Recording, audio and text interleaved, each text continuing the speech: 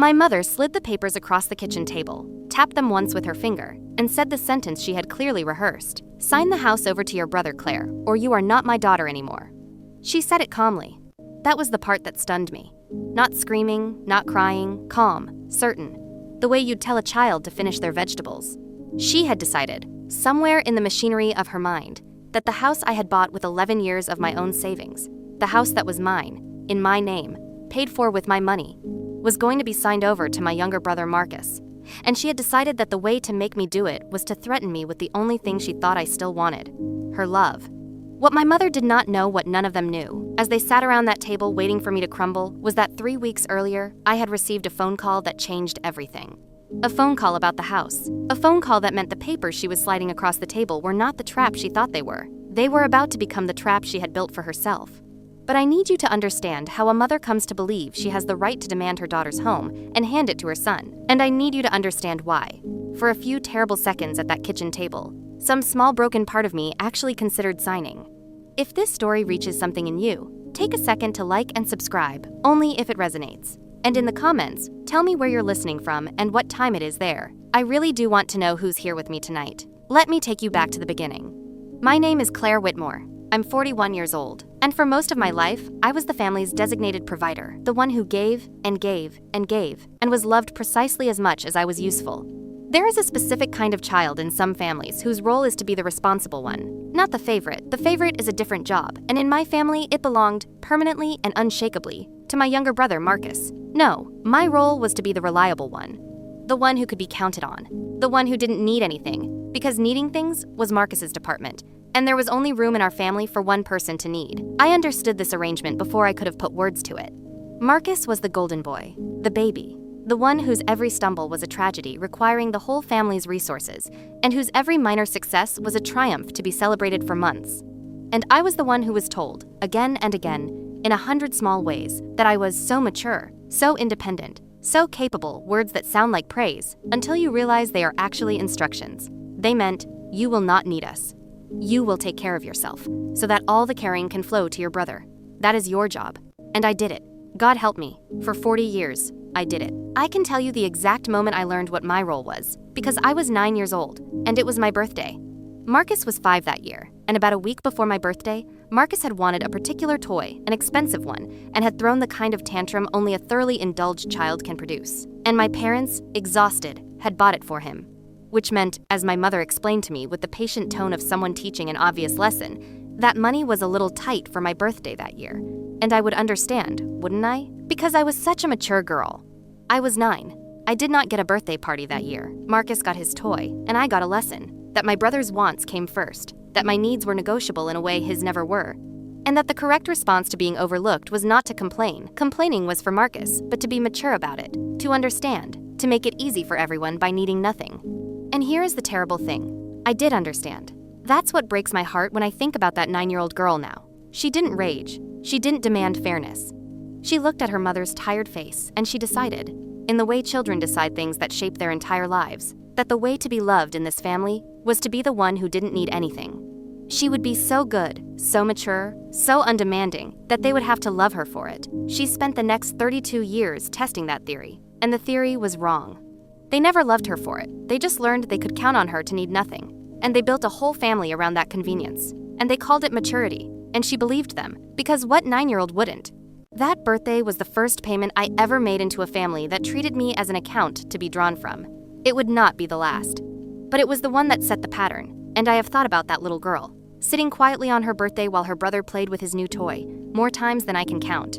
I wish I could go back and tell her, sweetheart, you don't have to earn it, and if you have to earn it, it isn't love. I want to talk about that word, mature, because it was the central word of my childhood, and it took me decades to understand what it actually meant. In a healthy family, calling a child mature is praise for genuine growth. In my family, mature was a tool. It was the word deployed whenever I was about to be asked to sacrifice something for Marcus. You're so mature meant you're about to give something up, and I need you not to make a fuss about it.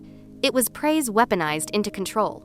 Every time I heard it, some part of me glowed, because a child starved for approval will take approval in any form. And every time I glowed, I gave away a little more of myself, because the approval was always, always attached to a sacrifice. You're so mature for understanding that Marcus needs the bigger room. You're so mature for not minding that we spent your college fund helping your brother. You're so mature for handling things on your own. Each sentence was a transaction, a drop of approval in exchange for a piece of my own needs, surrendered quietly. And I made that trade 1,000 times, because I was a child, and the approval felt like love, and I did not yet understand that real love doesn't require you to keep paying for it. By the time I was an adult, mature had done its work so completely that I couldn't even feel my own needs anymore. Someone would ask what I wanted for dinner, for my birthday, for my life, and I would genuinely not know, because I had spent so long training myself not to want things that the wanting muscle had atrophied. That is what being the reliable one does to you. It doesn't just take your things, it takes your ability to know you wanted them. There was one person, when I was growing up, who saw it. My Aunt Diane, my mother's younger sister, who lived far away and visited rarely, but who had, on one visit when I was about 12, seen something that stayed with me for the rest of my life. We were all at dinner, and the usual dynamic was playing out, Marcus being celebrated for something minor, me being praised for not minding about something I had every right to mind about. And I caught my Aunt Diane watching. Just watching, with a small frown, the way you might watch a magic trick you were beginning to see through. And later, when she found me alone in the kitchen, she crouched down to my level and said something I did not understand at the time, but never forgot. She said, "Claire, honey, you know it's okay to want things, right? You're allowed to take up space. You don't have to be so good all the time." And I remember staring at her, genuinely confused, because being so good all the time was the only currency I knew, the only way I had ever been able to purchase scraps of approval. The idea that I could simply want things, take up space, stop earning it, was like being told I could breathe underwater. It didn't compute. My Aunt Diane moved even further away, not long after, and I rarely saw her again. And I have often thought about how different my life might have been if she had lived closer. If there had been one adult consistently in my corner telling me I was allowed to exist for myself. But there wasn't. There was one crouched conversation in a kitchen when I was 12, a single seed that took 30 years to germinate. When I finally walked away from my family, when I finally kept my house and closed the well, I thought about my Aunt Diane. You're allowed to take up space. It only took me 3 decades to believe her. I wrote to her, after everything. She wrote back. She said, "I always knew you'd get there. I'm just sorry it took them pushing you this far." She was the only family member I kept, so let me tell you about the house, because the house is the heart of this story. I bought my house when I was 38 years old, and I want you to understand what that house represented. Because to my family, it was just an asset, a thing to be redistributed, but to me, it was something else entirely. It was the physical proof that I had built a life of my own, outside the machine that had used me for decades. I saved for that house for 11 years.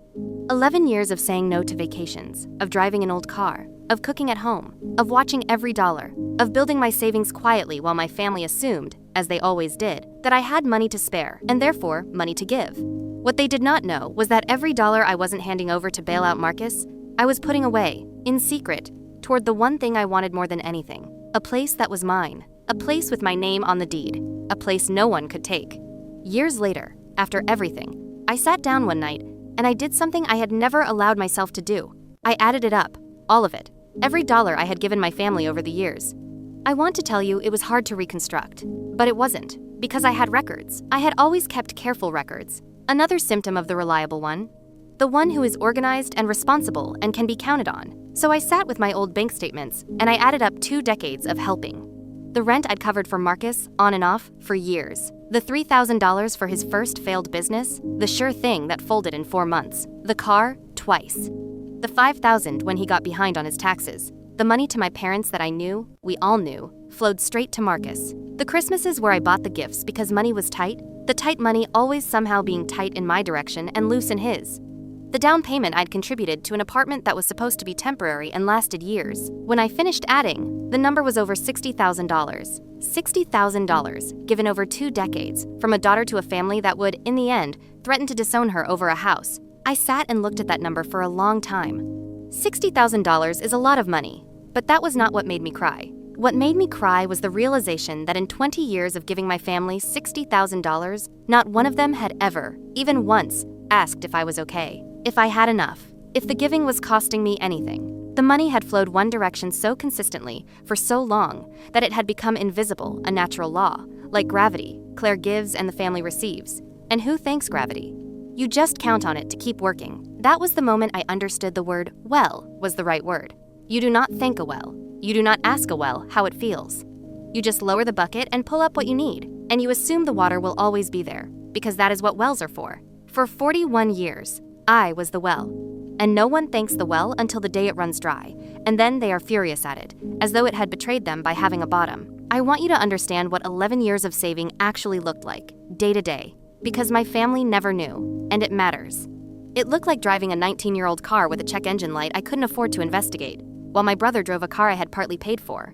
It looked like packing my lunch every single day for over a decade, while contributing to family dinners out where Marcus ordered the most expensive thing on the menu. It looked like turning down every vacation, every trip with friends, every small luxury, and telling everyone I just wasn't a big traveler, when the truth was that every dollar had a job, and the job was the house.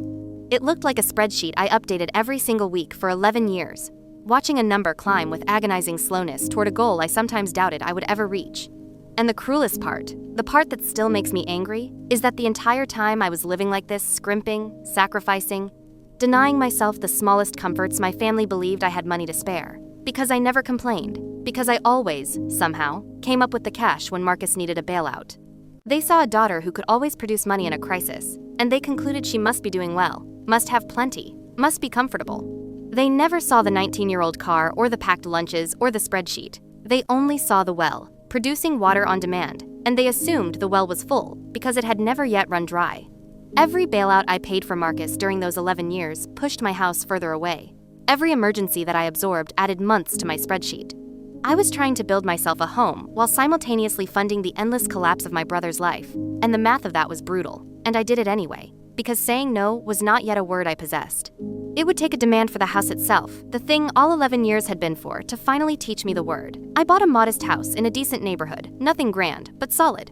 With a small yard and a bedroom, I painted myself and a kitchen where I could finally, at 38, sit at my own table in my own home. The day I got the keys, I sat on the floor of the empty living room and I cried. Because for the first time in my life, I had something that was purely, completely mine, built with my own labor, owed to no one. I did not tell my family how hard it had been. I did not tell them about the 11 years of sacrifice. I simply told them, at a family dinner, that I had bought a house.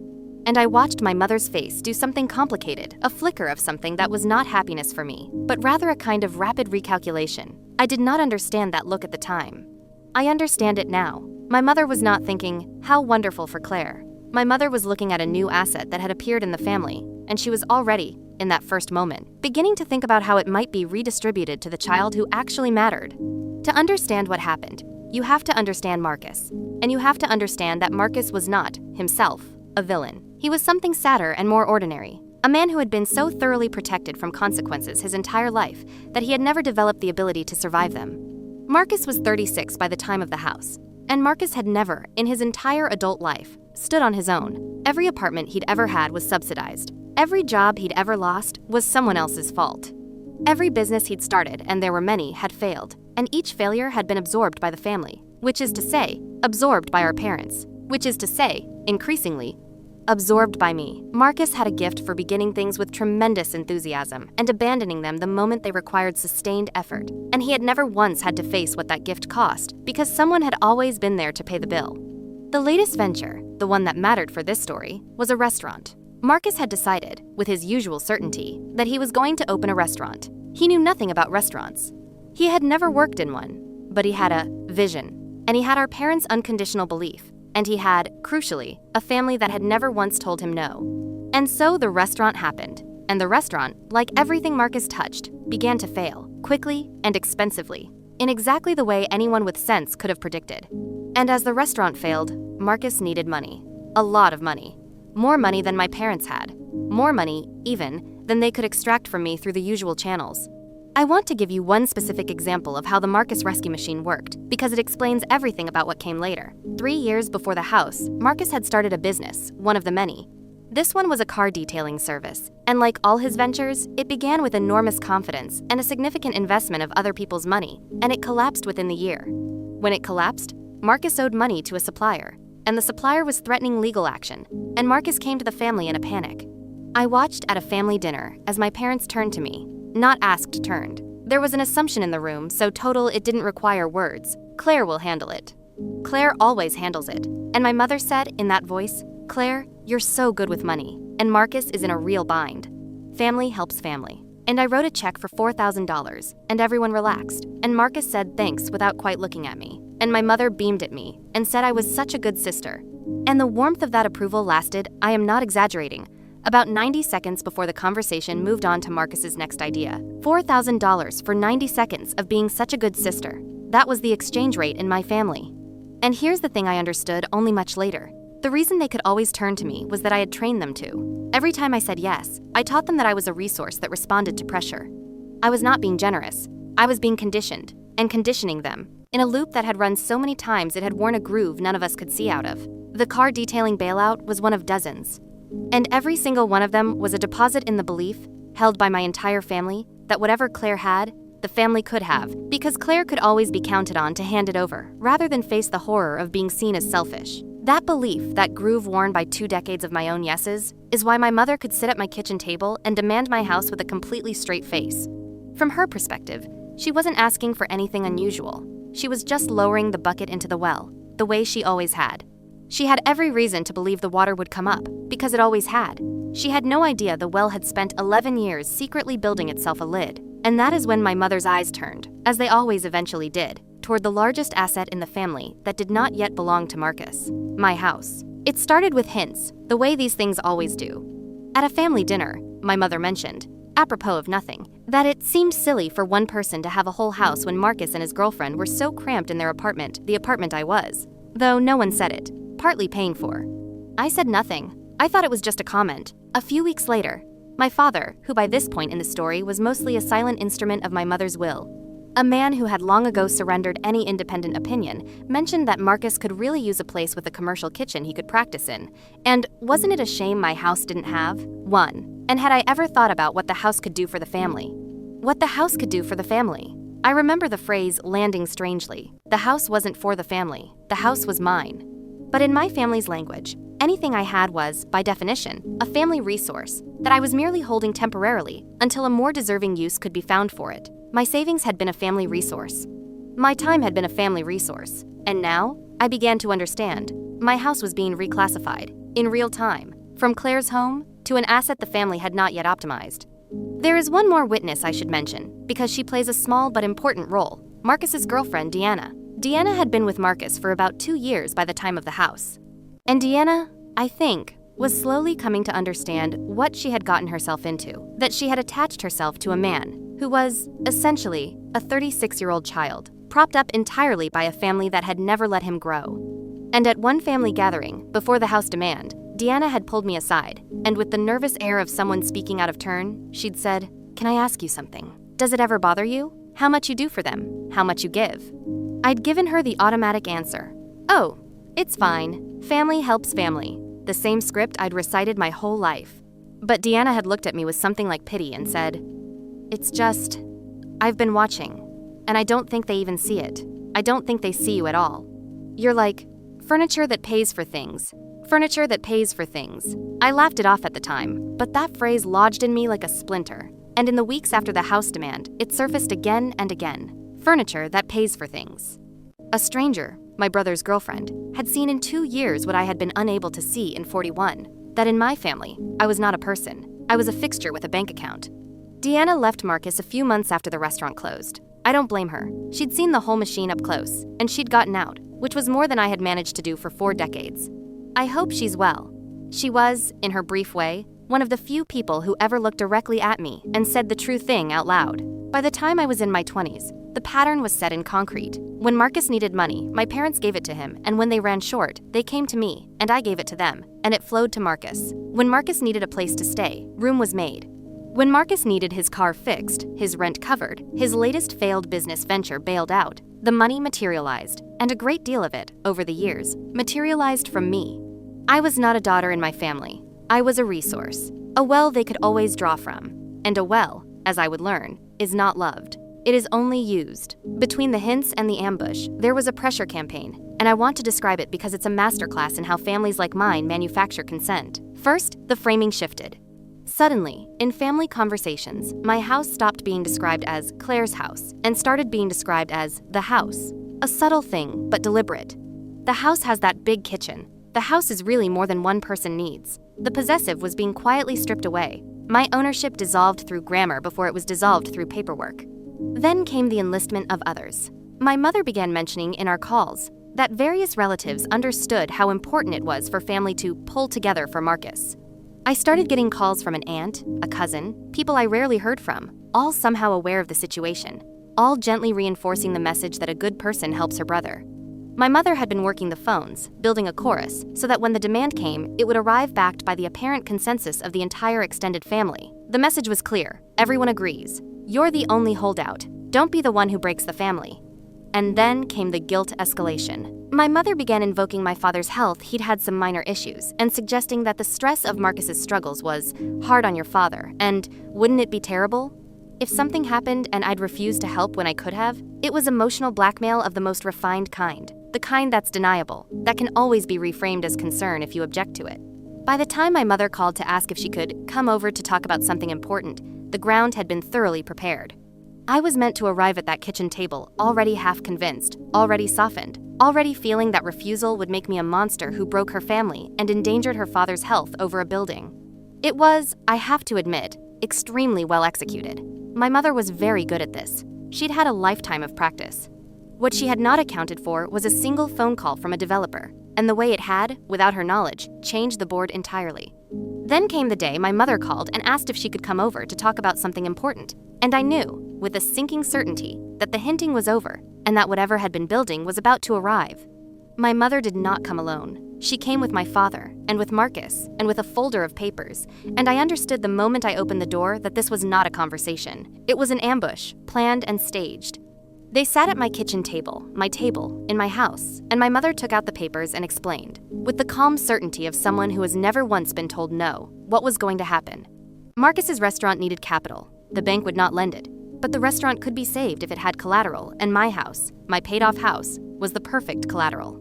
So I was going to sign the house over to Marcus, or at minimum, put it up as security for his business loans, and in doing so, I would finally, my mother explained, do something real for this family. I want to describe the ambush in more detail, because the staging of it told me everything about how my family saw me. They had planned it. That was clear from the moment I opened the door. My mother had a folder, an actual folder, with actual papers, prepared in advance. This was not a conversation that might go one way or another. This was a presentation of a decision that had already been made, in a meeting I had not been invited to, about property that was legally mine. They had decided, among themselves, what would happen to my house, and they had come to inform me and collect my signature. The seating told a story too. My mother sat directly across from me, the negotiator, the closer. My father sat to the side, positioned as backup, there to add the weight of both parents to the pressure. And Marcus sat at the end, slightly apart, doing the thing Marcus always did, making himself a passive object of the family's care rather than an active participant in his own rescue. He would not ask me for the house himself. That would require acknowledging that he was asking his sister to give up her home for his failing restaurant. Instead, he sat there, wounded and silent, letting our mother do the asking, so that he could receive the house as a gift from the family rather than as something he had personally taken from me. Even in the theft, Marcus arranged to keep his hands clean. And the papers themselves. My mother had gone to the trouble of having documents prepared I never found out, by whom that would transfer my property. She had invested real effort, real planning, real anticipation into the project of taking my house. That was the part that hollowed me out as I sat there. Not the demand itself, but the evidence of how much thought had gone into it. Somewhere, in the days before this, my mother had sat down and organized the logistics of taking her daughters home. And at no point in all that planning had she stopped and thought, this is wrong. The planning itself proved that in my mother's mind, my house had never really been mine. It had only ever been an asset the family had not yet gotten around to using. I sat there, stunned, and I said the only thing I could think of. This is my house. I bought it, with my money. Why would I sign it over to Marcus? And my mother looked at me with an expression of genuine confusion, as though I had asked why water was wet. Because he's your brother, she said. Because family helps family. Because you have a house and he has nothing. And a good person, a real daughter, would want to fix that. I said no. I want you to understand how hard that word was to say, because if you've been the reliable one in a family like mine, you know that no is a word you are trained your entire life never to use. The reliable one does not say no. The reliable one says yes, absorbs the cost, and is praised for her maturity. Saying no felt like breaking a fundamental law of my own existence. But I said it. No, I'm not signing over my house. I'm sorry Marcus's restaurant is struggling, but this house is mine, and I'm keeping it. And that is when my mother slid the papers across the table, tapped them once, and delivered the line she had rehearsed. Sign the house over to your brother Claire, or you are not my daughter anymore. I promised you I would tell you about the seconds when I almost signed. This is that part, and it's the most important thing in this whole story, because if you've been the reliable one, you'll understand it, and if you haven't, I need you to understand it too. When my mother said, sign, or you're not my daughter anymore, there was a moment, 2 or 3 seconds, no more, where I felt my hand actually want to move toward the pen. Not because I decided to sign, because 41 years of conditioning had built a reflex, and the reflex fired before my conscious mind could stop it. The reflex said, fix it. Make the discomfort stop. Give them what they want, and the love comes back, and everything is smooth again. That reflex had run 10,000 times over 4 decades, and it was faster than thought. And for 2 or 3 seconds, it very nearly moved my hand. I want to be honest about how strong that pull was, because people who haven't lived it imagine that saying no in that moment would be easy, that of course you'd refuse. It's your house. The demand is outrageous, but that's not how it works when you've been trained. The outrageousness of the demand doesn't help you resist it. In some ways, it makes resisting harder, because a demand that outrageous, coming from your own mother, makes you doubt yourself. Maybe I'm the crazy one. Maybe a good daughter really would sign. Maybe my reluctance really is the selfishness she's always hinted at. The conditioning doesn't just create a reflex to comply. It creates a voice that tells you compliance is virtue and refusal is sin. What stopped my hand in those 2 or 3 seconds was not strength. I want to be truthful about that. It was the phone call. It was the secret I was holding the developer's offer. The knowledge that the house was worth 3 times what they thought. Because that secret created just enough distance, just enough of a gap between me and the reflex, for a different voice to speak. And the different voice said, very quietly, she doesn't even know what she's asking for. She thinks she's demanding a modest house. She has no idea. And if she doesn't know the true value of the thing she's trying to take from you, then she doesn't know you at all, and a woman who doesn't know you at all is not offering you love. She's offering you a transaction, and you do not owe a transaction your home. That was the thought that stopped my hand, and once my hand stopped, something in me that had been asleep for 41 years slowly, finally, began to wake up. The kitchen went silent. My father looked at the table. Marcus looked at his phone, unable or unwilling to meet my eyes, and my mother held my gaze with a coldness I had never fully seen before, because I had never before given her a reason to show it. For 41 years, I had been useful, and so I had never seen the face my mother wore for people who stopped being useful. Now, I saw it. And it was terrifying, and it was clarifying, because in that moment I understood something I had spent my whole life not letting myself understand. My mother's love had always been conditional. I had just never failed to meet the condition before. You would really do that, I said quietly. You would really throw away your daughter over a house. I'm not throwing anything away, my mother said. You are. By choosing a building over your own family. Sign the papers, Claire, and this all goes away. Refuse, and you'll have made your choice, and you'll have to live with it. Now, here's the part they didn't know. 3 weeks before that kitchen ambush, I had received a phone call. It was from a company, a large developer, that had been quietly buying up properties in my neighborhood. It turned out that the modest area where I'd bought my modest house had been identified for a major commercial development, and the developer was offering, to the homeowners in my specific block, to purchase their properties for dramatically more than they were worth. The offer on my house was for nearly 3 times what I had paid for it. I want to tell you about that phone call in detail, because it's the hinge the whole story turns on. It came on an ordinary Tuesday evening. I almost didn't answer. It was an unknown number, and I assumed it was a scam. But something made me pick up, and a very professional woman introduced herself as representing a development company, and asked if I was the owner of my address, and told me they had a proposal I might find interesting. My first instinct, honed by a lifetime of protecting myself, was suspicion. I assumed it was some kind of lowball scheme, someone trying to pressure a homeowner into a bad deal. But I listened, and then I did what the reliable, careful, organized one always does. I said I'd need everything in writing, and I hung up, and I started researching. And what I found was real. The development was real, a major commercial project, already approved, already assembling land. My specific block had been identified as essential to it. And the company was, genuinely, offering the homeowners on my block dramatically above market prices to secure the parcels quickly and avoid a drawn-out process. The offer, when it came in writing, was for nearly 3 times what I had paid for the house 3 years earlier. I read the number, and I read it again, and I sat down on my kitchen floor, the same floor I'd cried on the day I got the keys, and I felt something I had almost never felt in my entire life. The sensation of luck breaking in my direction. Of the universe, for once, handing something to the well instead of drawing from it. I did not tell my family. Why would I? They didn't know the details of my finances. They never had. I had received the offer, and I had been quietly, carefully considering it, talking to a lawyer, understanding my options. The house that my family thought was a simple asset to be redistributed to Marcus was, in fact, sitting on top of a small fortune that none of them knew existed. So when my mother slid those papers across the table and demanded I sign my house over to my brother, she thought she was demanding a modest house. She had no idea she was demanding that I hand my brother a property worth nearly 3 times its purchase price and that I hand it to him for free, to be used as collateral for a failing restaurant, in exchange for my mother's conditional affection. I looked at the papers, I looked at my mother's cold, certain face, and I made a decision that would detonate my family and set me free. I did not tell them about the offer. That was the first decision, and it was the most important one. Because I understood, in that kitchen, that if I revealed the house was worth a fortune, my family would not retreat, they would escalate. The demand would become a war. My mother would frame me as the greedy daughter sitting on a windfall she selfishly refused to share. They would never stop. So instead, I did something quieter. I looked at my mother and I said, "You're right. Family is important. Let me think about it. Give me 2 weeks. I want to tell you about the performance I gave in that kitchen. Because for a woman who had never once successfully deceived her family, it was the performance of my life." When I said, "You're right, family is important. Let me think about it," I had to make it believable. And believable meant giving my mother the specific thing she wanted to see: the reliable daughter, reverting to type, the brief rebellion collapsing back into compliance. So I let my shoulders drop. I let my voice go soft and a little ashamed.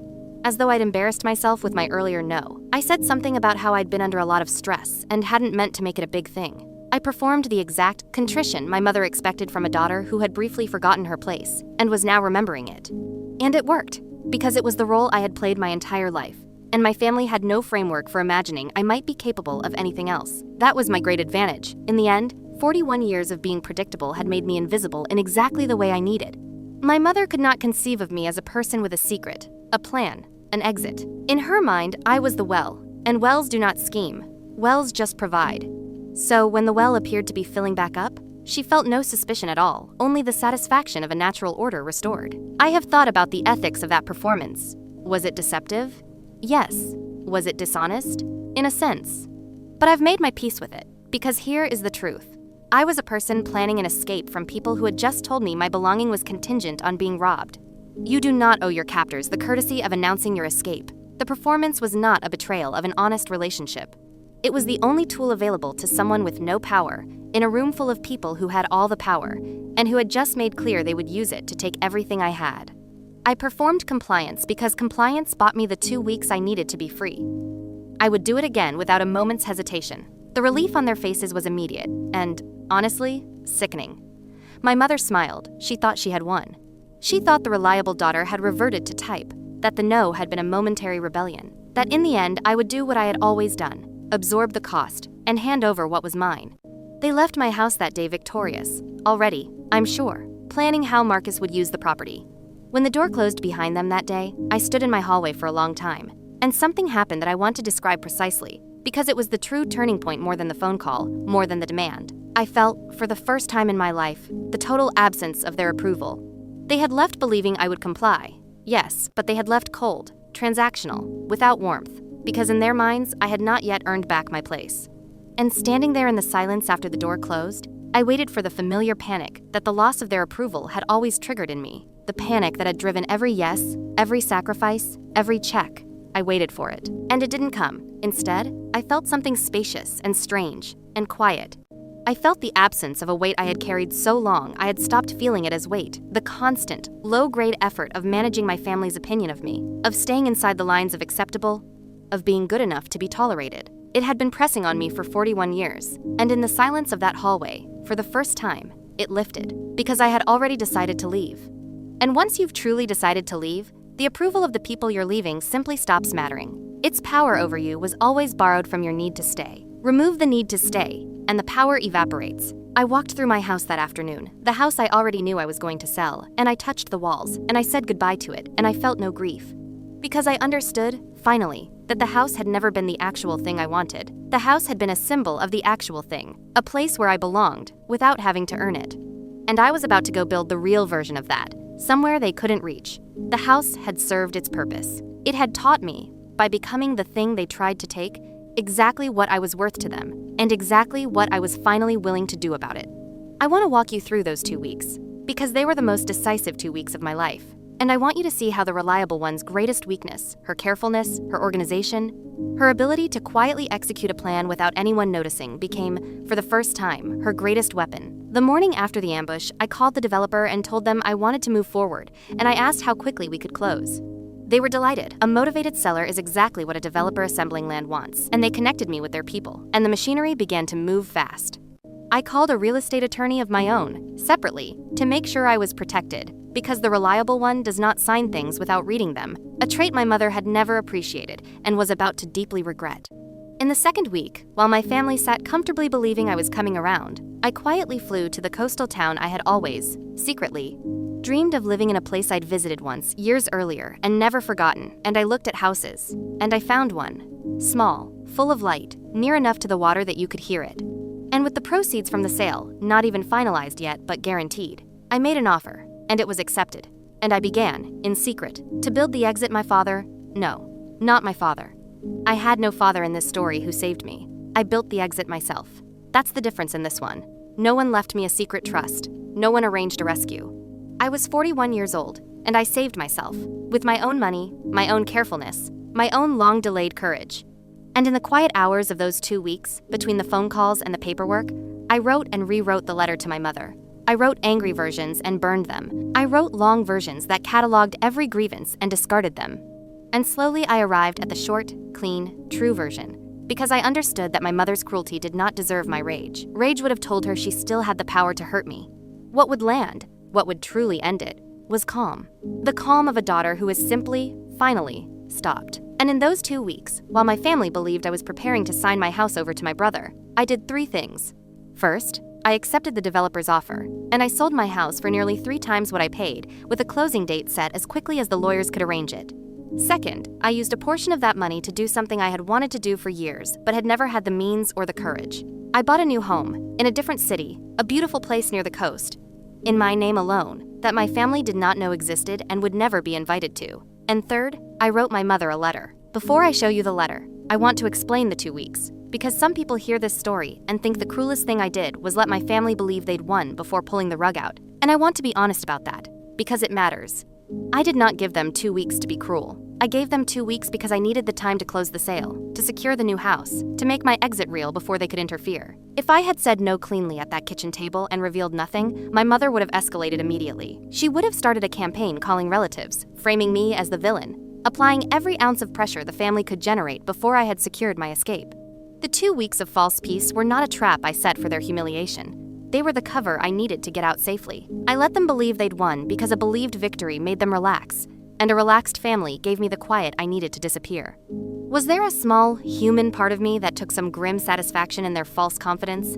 I won't lie to you and say there wasn't. 41 years is a long time to be the well. But that wasn't why I did it. I did it because I had finally learned the lesson my carefulness had been trying to teach me my whole life. You do not announce your exit to people who will block the door. You simply, quietly prepare it, and then you walk through it, and you send the letter after you're already gone. The letter was short. I did not rage in it. I did not list every grievance of 41 years, though God knows I could have filled a book. I simply told the truth, cleanly, and I let the truth do the work. Dear Mom, I wrote, you asked me to sign my house over to Marcus, and you told me that if I refused, I was no longer your daughter. I've thought about it, as I promised I would. And I've realized you gave me a gift, though you didn't mean to. You made the condition on your love explicit. For 41 years, I wondered why I always felt like I had to earn my place in this family, why I could never quite rest, why love always seemed to come with an invoice attached. And at that kitchen table, you finally said it out loud. I am your daughter as long as I give you what you want. The moment I keep something for myself, I'm cast out. So I'm going to make this simple for both of us. I'm not signing the house over to Marcus. I've sold it, and I've used the money to build a life somewhere you won't find me. You said that if I refused, I was no longer your daughter. I'm taking you at your word. I've spent 41 years as this family's well, the one you draw from when Marcus is thirsty. The well is closed. Don't call to ask for money for Marcus's next venture, because there won't be an answer. I hope, someday, you understand what you traded away, and why. But I'm not going to wait around for that day. I've waited 41 years already. Goodbye, Mom, Claire. I mailed it the day after my house closed, from my new home 300 miles away, and then I blocked their numbers. And I sat on the floor of my new empty living room near the coast this time, with the sound of the ocean coming through the window, and I cried, the way I had cried in the first house. Except this time, the tears were different. This time, they were the tears of someone who had finally, after 4 decades, stopped auditioning for a love that was never going to come without conditions. The fallout came, of course, though it came to a phone I had blocked and a mailbox I checked rarely. Marcus found me first. He was resourceful when he needed money, always had been. He got a message through to me via a mutual acquaintance, and the message was not an apology. It was a demand, wrapped in wounded confusion. How could I do this to the family? Did I know the restaurant had closed? Did I know Mom was devastated? Did I understand that my selfishness had consequences for everyone? I read the message, and I felt the old pull the trained reflex to fix it, to smooth it over, to absorb the cost so that everyone else could be comfortable. 41 years of conditioning does not disappear in an afternoon. But I had learned something on the floor of that first empty house, and relearned it on the floor of the second. My comfort had never once been part of my family's calculations. Not once. And I was finally done making their comfort my responsibility. I found out later, through the grapevine of mutual acquaintances I hadn't yet cut off, what happened to Marcus's restaurant. And I want to tell you, because it's important, and because it complicates the satisfaction in a way I think is honest. The restaurant closed. Of course it closed. It was always going to close, with or without my house, because the problem was never a lack of collateral. The problem was that Marcus did not know how to run a restaurant and had never been made to learn how to do anything difficult. My house would not have saved it. My house would have simply been consumed by it, signed over, mortgaged, lost to the same bottomless incompetence that had consumed every dollar the family had ever poured into Marcus. If I had signed, I would not have saved my brother. I would have just added my home to the pile of things his enablement had destroyed, and I would have ended up with nothing. And Marcus would have ended up exactly where he ended up anyway, with a failed restaurant and a handout for the next rescue. That is the thing about being asked to sacrifice yourself for someone who has never been allowed to face a consequence. Your sacrifice doesn't save them. It just delays their reckoning by one more cycle and costs you everything in the process. The kindest thing for me, and though it doesn't feel like it, for Marcus too, was to finally let the reckoning arrive. My whole family had spent 36 years protecting Marcus from the consequences of being Marcus. And all that protection had produced was a 36-year-old man who still could not stand on his own because no one had ever let him learn how. My refusal was the first time in his life that the safety net didn't appear. I don't know if it will teach him anything. Probably not one missing net after a lifetime of nets rarely does. But it was the first true thing anyone in our family had ever done for him, even though it looked like abandonment. Marcus's messages kept coming, through one channel and another, for weeks. They followed a predictable arc. First came the outrage. How could I? What was wrong with me? Did I know what I'd done? Then came the guilt. Mom was devastated. The family was broken. I had chosen money over the people who raised me. Then, when neither of those worked, came the thing that would once have destroyed me. The appeal to who I used to be. This isn't like you, Claire. You've always been the one who helps. You've always been the responsible one. What happened to you? What happened to you? As though becoming a person who keeps her own home was a kind of illness. As though my decades of self-erasure had been my true healthy self, and my one act of self-preservation was the aberration to be cured. And the terrible thing is that a part of me, the trained part, the 9-year-old at the birthday party, heard what happened to you and wanted to apologize, wanted to explain, wanted to prove I was still good, still helpful, still the reliable one. That voice never fully goes away. But I had learned, finally, to hear it as what it was, not my conscience, but my conditioning, the voice of the well, mourning its own lid. I did not reply to Marcus. Not out of cruelty, out of clarity. There was nothing to say. He wanted the well to reopen. The well was closed. Every version of a reply was just a negotiation about when it might open again, and it was never going to open again. And the kindest thing I could do for both of us was to stop pretending otherwise. I have not said much about my father in this story, and that absence is itself the point. My father was at that kitchen table. He watched my mother slide the papers across it. He heard her tell his daughter that she was no longer his daughter unless she surrendered her home, and he said nothing. He looked at the table, and he said nothing, the way he had said nothing for 41 years, while his wife sorted their children into the favored and the useful, and enforced the sorting without mercy. For most of my life, I had given my father a pass. He was the quiet one, I told myself, the passive one. Not cruel like the demand itself, just weak, just unable to stand up to my mother. I had cast him, in my mind, as a fellow victim of her force. But sitting in my new home near the ocean, months later, I finally let myself see the truth I had protected myself from. My father's silence was not neutral. It was a choice.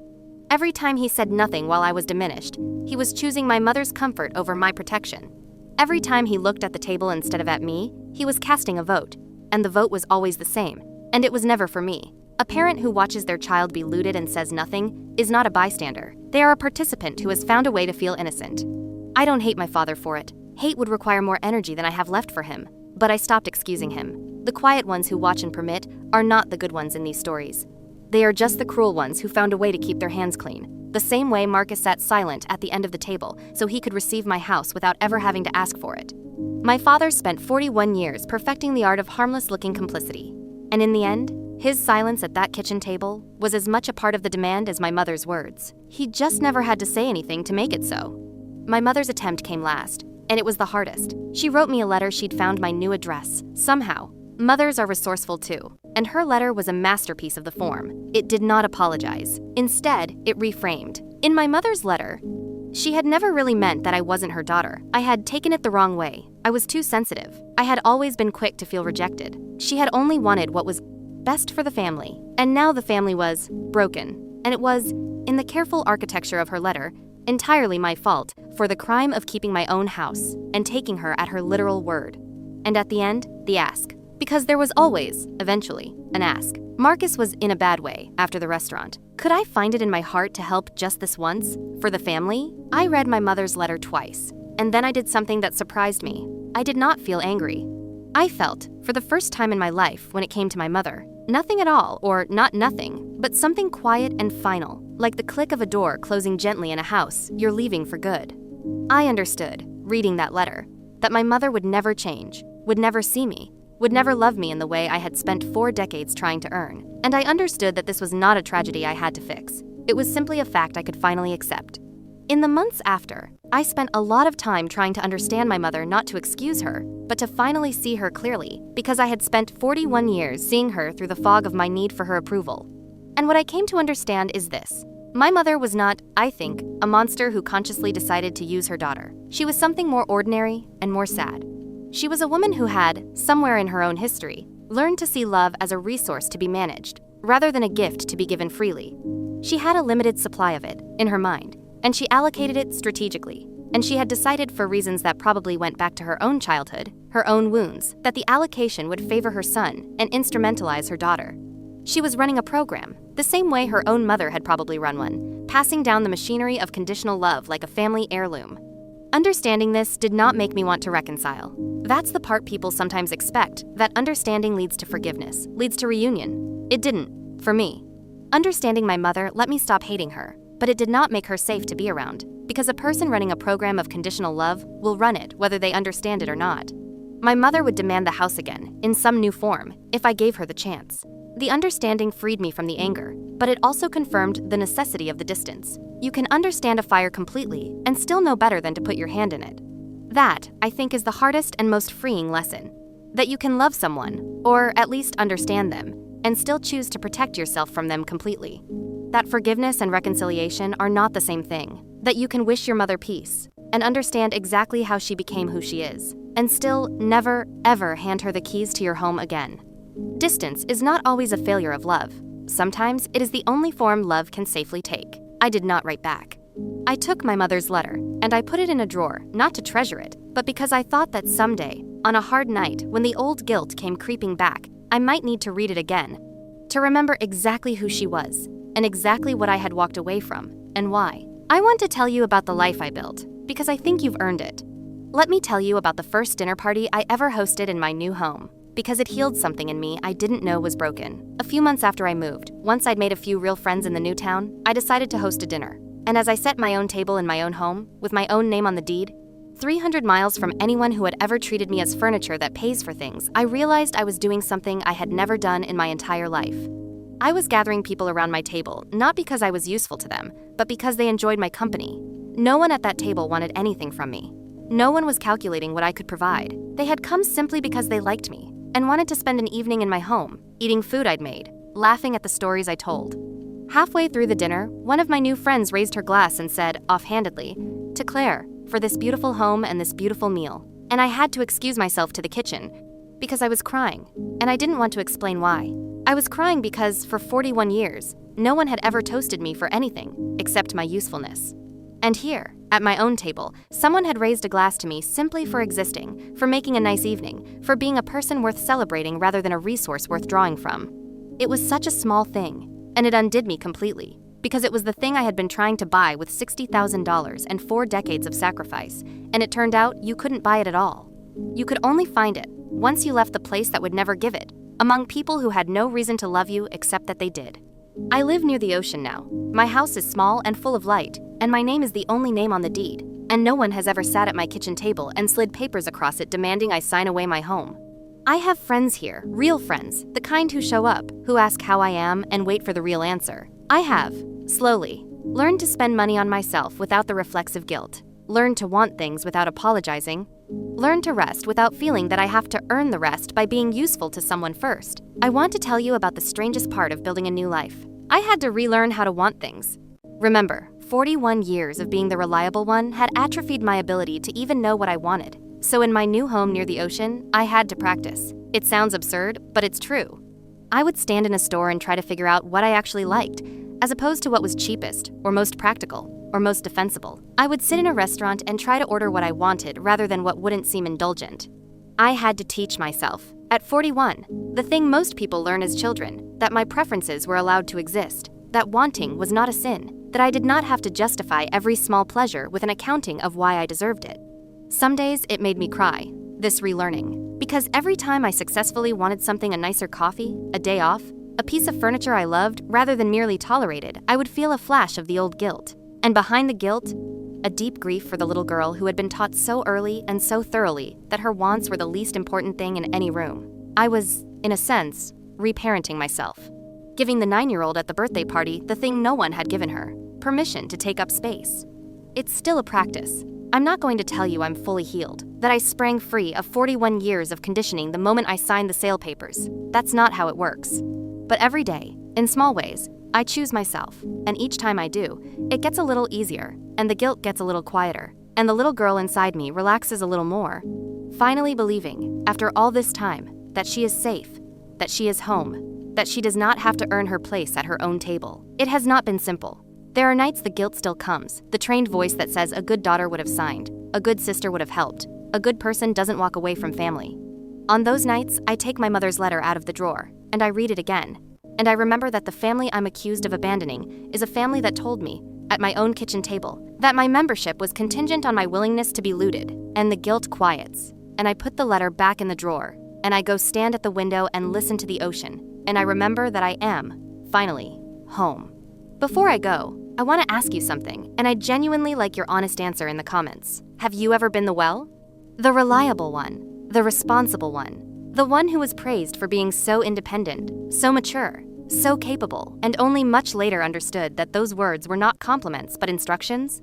Instructions to need nothing, so that all the care in the family could flow to someone else? If you have, I want to tell you the thing it took me 41 years and a house to learn. Being the reliable one is not the same as being the loved one. In some families, they are opposites. The reliable one is loved for her function. The moment the function stops, so does the love. And you can spend your entire life trying to be reliable enough, useful enough, giving enough, to finally convert that conditional love into the real thing, and it will never convert, because it was never on that path to begin with. Conditional love does not become unconditional if you just meet enough conditions. It only teaches you that you are worth exactly what you provide. The hardest thing I ever did was let my mother be right. She said if I kept my house, I was no longer her daughter. And instead of proving her wrong by surrendering, I proved her right by keeping it, and in doing so, I finally understood that a mother who would say those words was offering me a membership I was better off losing. Sometimes, the family that casts you out for keeping what's yours is showing you, at last and clearly, exactly what your belonging was always worth to them. If you are the well in your family, I want you to hear this. You are allowed to close. You are allowed to keep what is yours. You are allowed to stop earning a love that should have been free. And if they leave when you finally say no, if the love turns out to have been contingent on your endless yes, then they have not taken anything from you that was ever really love. They have only shown you the invoice that was always there, printed in ink you couldn't see, until the day you finally refused to pay it. They wanted my house. What they lost was their well. And what I found, on the floor of an empty room with the ocean coming through the window, was the one thing they could never give me and never take away. A home that was mine, a life that was mine, and a self that no longer needed their permission to exist. Thank you for being here. Thank you for listening all the way through. My name is Claire Whitmore. I was my family's well, and the day I closed, I finally came home. If this story reached you, share it with someone who needs to hear it, someone who has spent too long being the reliable one, waiting for a family to love them for who they are, instead of what they give.